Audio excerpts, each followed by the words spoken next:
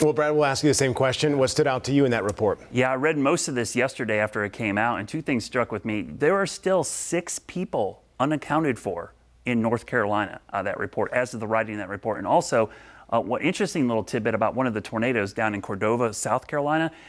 They've been keeping these records since 1995 for tropical cyclones and hurricanes and tropical systems. It was the widest tornado that had ever been documented from a tropical system, over 1,000 yards wide. So those were two little unique stats that came out of the system as it moved up in our area. And it's going to go down in the record books. Hugo was always the storm of record around here. Helene is quickly going to replace that, and ironically, 2 H storms for our area. Tomorrow, temperatures in the 50s in the mountains. We'll see 60s across the Piedmont and here into the Charlotte area. A nice day with the sunshine, but the winds and the dry weather, that's going to drive that fire danger we just talked about at the top of the show. High fire danger every afternoon because the winds pick up and the humidity drops. One of the things about humidity, I'm a big fan of dew point because dew point's the absolute measure of how much moisture is in the air. But remember what the relative humidity is. It fluctuates based on the temperature because it's relative to the temperature. That's where the term relative humidity comes from. So as the temperature warms up and the separation of the dew point and the air temperature get farther,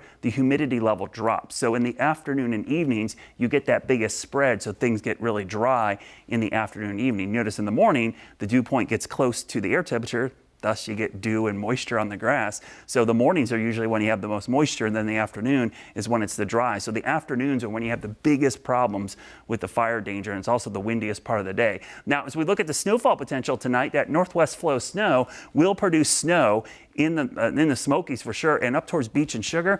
I think 2 or 3 inches of snow, a pretty good bet. Now, no accumulating snows here, but we might have accumulating pollen the next couple of days. It is certainly going to be blowing around. Very high levels of tree pollen through the weekend, so allergy sufferers, no respite for that.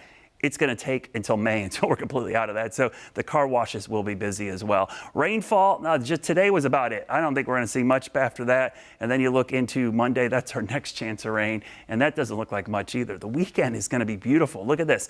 Mostly sunny skies both days. Charlotte FC home match against San Jose. That is going to be great in Uptown. Mid-70s for tailgating, and then as the match starts, we should see temperatures falling into the 60s. For Sunday, mid-70s with lots of sunshine. Your Guy Roofing 7-day forecast. We'll show you the 7-day first because not a lot of temperature movement. This is about as consistent as you can see it in March. A little bit of rain there, but let's go 10 days into the future.